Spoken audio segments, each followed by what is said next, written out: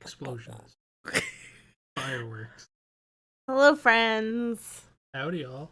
It's me, Flip. And it is me, John. And we are here with your midweek episode of Crushed and Pressed.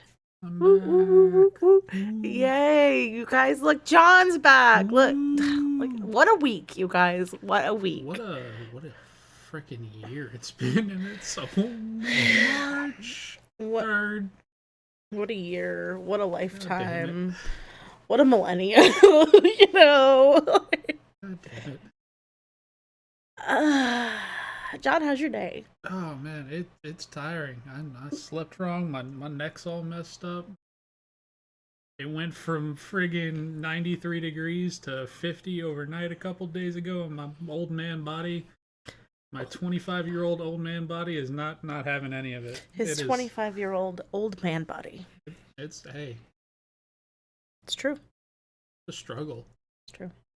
I too suffer from Old old body? person body. I was gonna say old man body. I'm not going to tell you how you identify.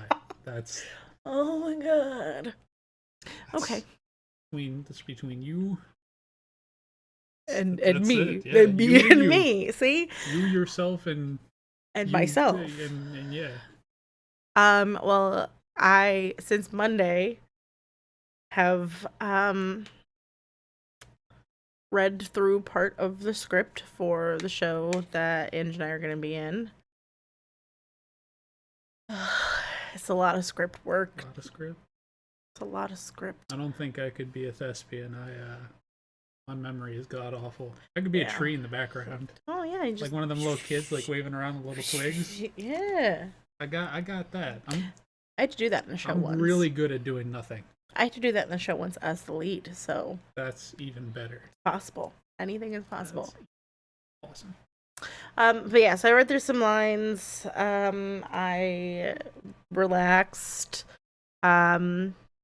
We had a HelloFresh adventure. Not even sponsored. He's gonna name No, drop. No, we had a HelloFresh adventure. oh, not the good kind of adventure. The pot pie was good. Or no, I'm sorry. Let me rephrase that. The banh mi was good. The pot pie tasted like frozen pot pie, but that's okay. I didn't like it. I was not a fan. Banh mi is always Oh, it was so good. Very good. You had to like make little meatballs, and they were like probably like it said that they gave you enough meat to make Isn't it something like perfectly like portioned 15. for like They're like a the couple 15 servings? for like this tiny. Like the tiniest little meatballs for everyone. Well, you know, it's funny that you mentioned that because now that me and Nikki are on our own, we're in the house by ourselves. I realized I don't know how to cook for just two people. Yeah, that's something that Joey and I discussed the other day. He still has that problem. Yes. I don't know how to cook for just two people. It is a struggle. I'm like, hey, I'm gonna make dinner, and then I make like 3 days worth of leftovers. Right. Like, hey, I'm gonna make a meatloaf, knowing damn well that I should make a meatloaf like this big for Joey and I to split. But here I am. Here's my full meatloaf. Like, I don't know. I made pasta one night, and I made like half a box. Yep. I'm like, yeah, Wait, what? like that'll be perfect.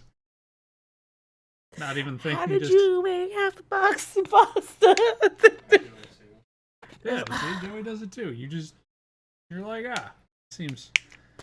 The next time I made pasta, I was smart, and I used the little hole in the ladle for the perfectly that like portion. hole in the ladle trick. Yeah. Yes. Still made just a little bit too much, but it was much more accurate than just half a box. A box of pasta. Yeah. I don't, unless I'm like making like a meatloaf or something like that. I don't have an issue like portioning out. I might have like a little bit left over. See, I go ham on everything.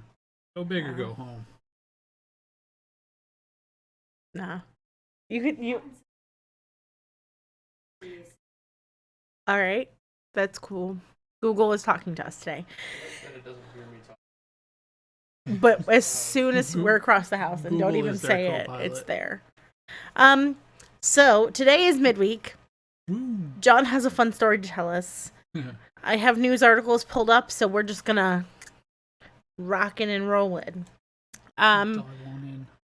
Ex-NFL star Kellen Winslow II has been sentenced to 14 years for rape and other sexual offenses. Well, I mean, NFL stars, they can just... They can just do whatever they want. Just sports stars in general can just, do whatever. If you have money, you can just do whatever you want. Exactly. Ex-NFL star Kellen Winslow II was, of course, sentenced today to 14 years of in prison for multiple sexual offenses against 5 women in Southern California, including the rape of an unconscious 17-year-old and a homeless woman. All right, well, fuck him, I guess. Yeah, fuck that guy. That's the end of that news story. Full stop. Yeah, full stop. You. Fuck that guy. A live pipe bomb was found at an Iowa polling place. Police have confirmed on Tuesday evening that a suspicious device found outside of a polling place for a special election the city was holding was a live pipe bomb. The Lakeside Center was evacuated after the device was found. More than a dozen people had already started casting their ballots, the station says. Polk County Auditor Jamie Fitzgerald says that a passerby alerted staff members at approximately 9:25 a.m. that there was some kind of suspicious device near the center. What? Interesting. What's the end game there?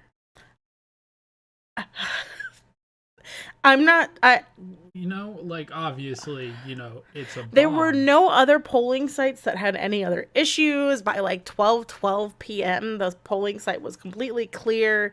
Everybody could go back in and vote. It doesn't say on here exactly what they were voting for. Yeah, that's the other thing. So, okay. I mean, everybody's got their own thing, got to keep busy in these trying times. Right. In this new world. Right. Would not suggest making a pipe bomb, no. and just leaving it somewhere in a public place, but okay. A 15-year-old boy was shot on Monday morning at a junior high school in Arkansas. America, explain. The suspected gunman, a fellow classmate who is also 15, was arrested a short time later. The incident took place inside Watson Chapel Junior High School as students switched classes around 10 a.m. The initial report said that the victim had died from the gunshot wound, but police spokesperson Lieutenant David DeFore said Monday afternoon that the teen was alive and that bad information had been released. Jeez. No motive behind the... Nothing yet. Usually if it's a school shooting, usually it's a kind of a pray and pray, it's so to speak. And go in and just unload. I don't know. It didn't say anything else about it. These poor kids, man. If you guys did not hear about Lady Gaga's dog walker who was shot and the 2 dogs were stolen, he is alive. So thank God. He's in critical condition last I heard. He was messed up looking. Yeah, there's the picture of him. Yeah, that's the picture I saw on the news the other day. He said that, it was terrifying to be in the shooting and the dog napping, and he's just thankful for his family and his friends and the community that basically, helped him through this point where his life took an unexpected turn. Yeah, he basically said that in an interview he was he held on, he felt a presence standing there next to him, but he looked at the one dog that he had managed to hold on to and said, "I'm sorry I couldn't protect your brothers or your sisters or whatever." And he's like, "But I'm going to protect you." And he's like, that's what helped him hold on. That's so sad. I was oh, dude, he's real MVP of the dog walker here. Oh, I'm to give this guy a medal. That was really sweet. A Louisiana man got 10 years for a 2016 Mississippi slaying. A shooting at a Mississippi restaurant during a drug deal that left one person dead has resulted in prison time for one Louisiana man. The U.S. District Judge Taylor B. Neal on Wednesday sentenced Demetrius Dixon to 10 years in federal prison. Followed by a 5-year sentence of supervised release for carrying and using a firearm. What? A federal prison. Yeah, I did say that. I did. Federal. That's interesting. I don't know. Why would they do that? Yeah, that caught me off guard. Yeah, it's a federal prison. Federal prison. Okay, Mississippi. I mean, that's federal. Is that really the difference? Huh. I thought federal prison was you dodged your taxes or. Is there a lot of federal? Yeah, federal offense. I mean, I could be federal.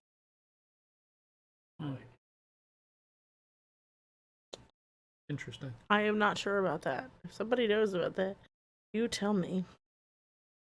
Is there anything else? I would tell you more, but it doesn't really seem like there's anything too crazy right now. That's genuinely surprising. Yeah. I mean, I could recap on the last month, but we don't have time for that today.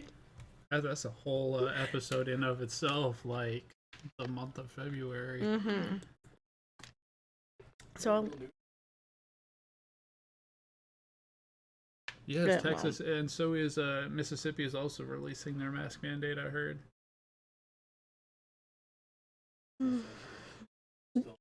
And I guess, I don't know if it's everywhere, but at least here in Florida, like they upped the age to get the vaccine to, I think, 60. I think it was, or maybe it was 50, but they didn't class because they said it originally was teachers, firefighters, first responders could go and get it, but now I think they said that you have to be over 50. I thought I think here in Florida, isn't it like 65? It might be. Or 60? It might be. I don't know if that's a state by state thing that they regulations on vaccines, but they do a vaccine thing right outside my work, and I mean I never see any young people driving through there. No, so not here in Florida. No, I think it's definitely like older, and I think our first responders, no teachers, no nothing else, just that. We love people here in Florida. Yep, that we do. What are you telling me about today? Today I'm gonna talk about the murders of Jesse McBain and Patricia Mann. This is a little bit of an older case. It was Valentine's Day of 1971 that their bodies were originally found. Story goes that 19-year-old Jesse McBain went to meet his girlfriend Patricia Mann for Valentine's Day one night. At the time, Jesse shared a car with his brother, and even though it was his brother's turn to have it, Jesse worked out a deal to switch nights with his brother so he could take Patricia to dance at Watts Hospital, which is where she was a nurse. She was 20 years old at the time, and around 11:30 p.m., Jesse and Patricia left the dance and walked back to her dorm so she could sign out for the night. The dorm had extended its curfew hours to 1 a.m. in order to accommodate the dance. I mean, that's just really cute that the dorm rooms would extend the curfew so they could do that. So the couple took Jesse's car and drove down to the present-day neighborhood of Croasdale. In 1971, developers had created numerous cul-de-sacs in the area, but at this time there were no houses that were built. So it was the unofficial lover's lane for the local nursing students who wanted alone time. So there was an unwritten rule among the nurses that if a cul-de-sac was taken, you moved on to the next. And there was even a Wait, the whole cul-de-sac. Okay. The Volkswagens are rocking. Don't come Right, knocking, like you know? wait, the whole cul-de-sac. There were even a few couples who had unofficial spots that were theirs, and other couples would leave those open just in case the regular couples would show up there. It's so, like regular. They had this down to a T. I'm telling you, 70s were wild. I don't know if anybody listening, grew up in the 70s. Like, were lovers' lanes like really that, I didn't think that was that popular. Yeah, was that real? I mean, maybe it was just this town. I really thought that was a movie thing. Yeah, just thing. a stereotype, a movie trope. Do they have those? Oh my god, are there like lovers' lanes and pub coast? No, those are the woods. Those are the woods. Okay. Are the woods. In Bunnell, I would not. I would not go down a lover's lane in Bunnell. You guys have a lovely cow pasture outside your apartment. If you want to go out to the cow pasture to go make out, you just go and you hop over the fence. And it's just a hop, skip, and a jump, and then right you there, can be making out next to amongst some cows. The cows. Lover's lane. Lover's cowfield. Geolocate. Yeah. Yeah, there's hot spots of you can look on Google Maps, and they have specifically designated... where the cow fields are. Yeah, exactly. So unfortunately for Jesse and Patricia, the 1 a.m. curfew came and went, but they would never go back to her dorm. The next morning, Patricia's roommates were concerned. She never broke curfew. She was described as a responsible young woman who took her nursing school very seriously and always went by the rule. And Jesse, by all accounts, was a good guy who wouldn't pressure Patricia to do anything against her moral code, not even skipping curfew. Patricia's roommates began looking for Patricia and Jesse, calling local hospitals, in case there had been an accident or something, filing a report with the local county police department, and then, they didn't want to, just wait any longer. Patricia's friends, colleagues, and roommates decided to go out and physically look for them. They hit all their usual spots, including the nurse's lover's lane. That's a real tongue twister right there. Nurse's lovers lanes. Here they would find Jesse's car parked in one of the empty cul-de-sacs. Their coats were in the back, but nothing was in disarray. There was no signs of a struggle, and the car was locked, but Jesse and Patricia were nowhere to be found. So now with the families of Jesse and Patricia fully aware that their children were missing, the local police department finally acted on the morning's initial missing persons report. Investigators started off by working off of the idea that Jesse and Patricia had eloped, skipped towns, all swept up in the glow of the romantic Valentine's Day. But within a day or two, it became clear to investigators that something just wasn't right with the case. How do you elope? Just leave your shit there, and you're just like, leave the car, leave all of my stuff. Jackets in the middle of February. I'm running. I think I said it was South Carolina or something. I'm going. Yeah, definitely. I'm going to elope at 1 o'clock in the morning. Where are you even getting it? So what had originally started as a missing persons inquiry quickly snowballed into something much more sinister.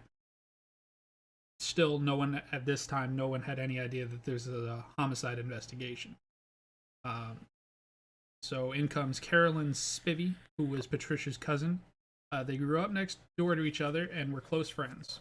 Spivey had said, "I just got the sickest feeling in my stomach that something terrible had happened."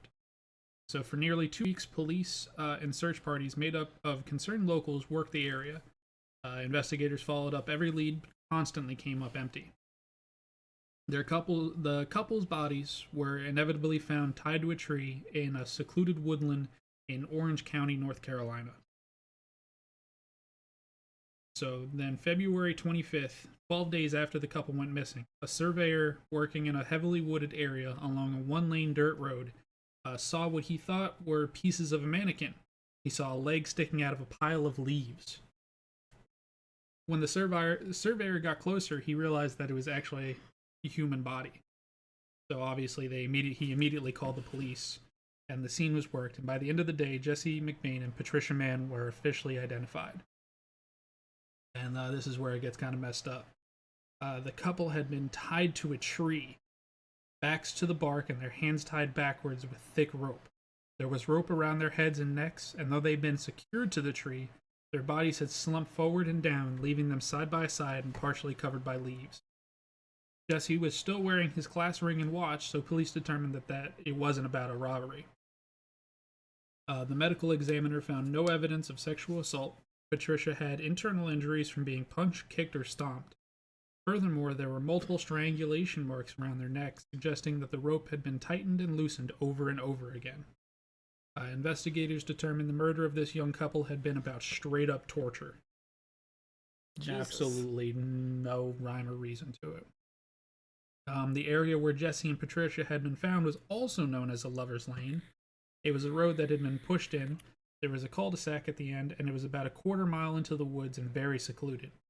The ground was littered with cigarette butts and beer bottles. People went there to drink, smoke, and, just screw around. It was also located right on the county line between Orange County and Durham, where they went missing. An extensive investigation began between multiple agencies, including the Orange County Sheriff's Department, the Durham Police Department, and the FBI. So, 70s, you got 3 different investigative agencies looking into it. Back in the 70s, one probably agency not sharing any information. Oh, I'll get there. Yeah, one agency couldn't solve a crime back then, let alone 3 of them trying to work together. Forget about it. Detective Tim Horn, who had worked on the case, put it this way: there was a lack of collaboration between all the different law enforcement agencies at the time. Everybody individually worked on the case, he said. It didn't catch a whole lot of traction. There was a lot of work done, but it was individual. Not a lot of information was being shared by the various agencies, so there were some missed opportunities. The young couple were last seen leaving this building, which used to be Watts Hospital in Durham, North Carolina, following a Valentine's Day dance in 1971, formerly Watts Hospital. Through the chaos, however, there emerged a couple of decent suspects. Some were cleared by polygraph tests, others failed. One in particular was a doctor at Watts Hospital who worked with Patricia. He repeatedly refused to cooperate with local law enforcement, casting himself in an increasingly suspicious light. The doctor was the focus in 1971, and Horn says he's still the focus today. No one ever really zeroed in on any one of the suspects, he said. After this, the case went cold. Tim Horn works for the Orange County Sheriff's Department, and in 2014, Carolyn Spivey contacted him with rumors and tips she'd learned or been told, including a possible suspect. Horn, along with his partner, Detective Don Hunter, opened up the cold case and began pouring through the old boxes of records and evidence. For years, they rechecked the suspects, looked for new ones, and amassed as much information as they could, putting all the puzzle pieces together where the multiple agencies originally failed. The original investigators, who were still alive, got phone calls from Horn and Hunter asking them to come down to the sheriff's office and go back over the case details with them. I put on a presentation and put on all the evidence I had, Horn said. There was silence in the room. Most of the information Horn presented was new to some or all of the investigators, because the different agencies investigating back then hadn't shared any information with each other. If they had, Horn believes that it might have made a difference. Only one suspect is still alive, the doctor from Watts Hospital. Horn won't exactly say why the doctor is a suspect, but he shared that in the original investigators asked him to do a lie detector test, and he called his lawyer and declined.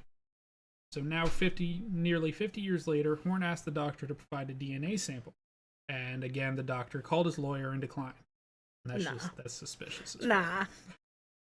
Though it's been decades, Horn still believes he can close this case, and he's going to do it with DNA.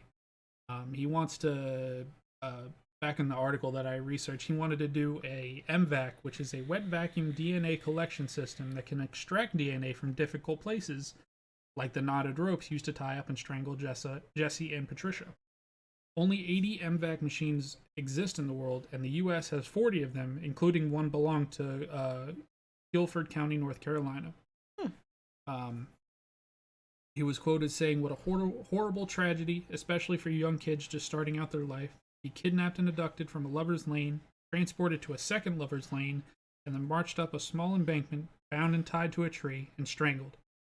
We believe, and we've had a lot of consultants look at this. Everybody is in agreement. Somewhere on that rope, you're going to have a suspect's profile. This new technique is the best one to obtain that DNA, so they're very hopeful. And unfortunately, the murders of Jesse McBain and Patricia Mann remain an open and active investigation to this day." That's spooky. Yeah. Just minding your own business, parked in your normal Just trying spot to have at the nice, lover's lane. Just trying to have a nice Valentine's Day, and then you wind up getting tied to a tree and strangled. The lover's lane. Lover's Lane. That's This is why we don't go to lovers' lanes. If you guys haven't learned this by now, you need to learn it. Yeah, go in your garage.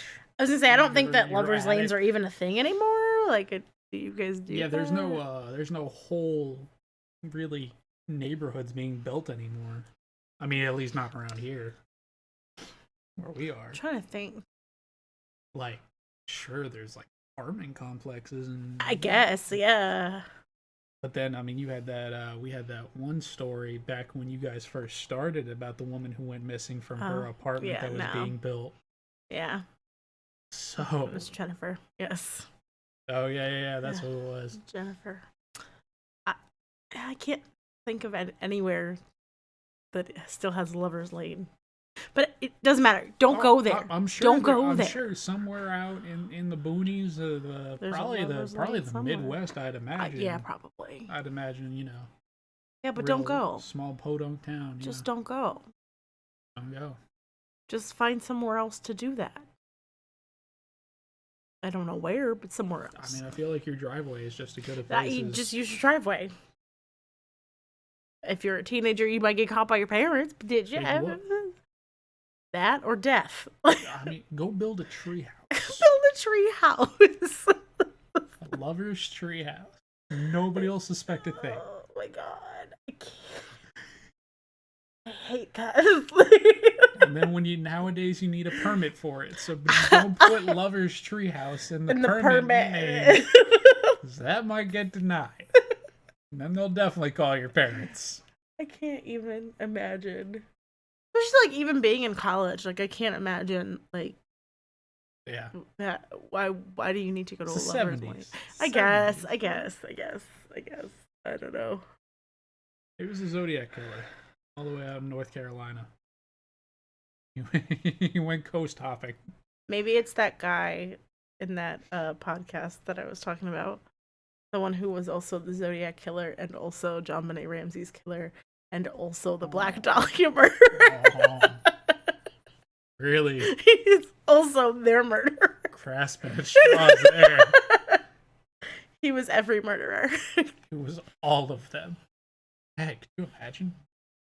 Like, you think that it's multiple people, but it's just one dude who's like, you know what? I'm just gonna switch up my tactics. And plot twist: he's also Jack the Ripper. I hate it. He's also Jack the Ripper. Jack the Ripper. Oh my god, I hate it. Okay, I think that's it for today, you guys. A nice short show. Yeah, it was. Go on Netflix and watch the documentary on the Cecil Hotel. What was it called? Something about the Cecil Hotel. I can't remember what the name of it is. I know the Cecil Hotel is in the title. Yeah. You can just look that up. Awesome documentary. Mm-hmm. Learned so much about the Alyssa Lamb case. It was really interesting. They had a lot of information on there that was stuff that we didn't cover. Yes. So definitely go check that out. Like we said, you can check out the Night Stalker one too. That one is very good. We haven't talked about Richard Ramirez in depth either. Briefly touched on him when we talked about the Cecil Hotel. So definitely check that out too. Yeah. Plugger, previous episodes. We did talk about I didn't. I wasn't there. I was there the Cecil Hotel. in spirits in the comments. In spirit. Yes, that was in our Spooky Spots season. Which season 3. 3. Which is on all your normal podcasters. You can find it on Facebook. You can find it on our YouTube channel. You can find it on our Twitch. That one is on Twitch. Oh, wow. That one is on Twitch. Yeah. We stopped. Yeah. That one is on Twitch. Spotify. Yes, and then you can find us on Spotify, Apple Podcasts, Google Podcasts, Breaker, Pocket Casts. I do this every week. One of these weeks, I'm actually going to Anchor. remember what podcast we're on. But yes, find us there. Also, remember to follow us on all of our social media. It's down below right there. We are Crushed and Pressed Pod on basically all social media sites. You find us on Facebook and on YouTube. That is where we go live right now. You can find us on Twitch for old content. As soon as we get back up and running on Twitch, we will definitely let you guys know. There's also going to be some fun new content coming there soon. And if John content. Also possible guest star content. Never know. Who might show up? We got wine. That's all you need. You just need wine and spooky shit, and people will come. If you have wine and spooky.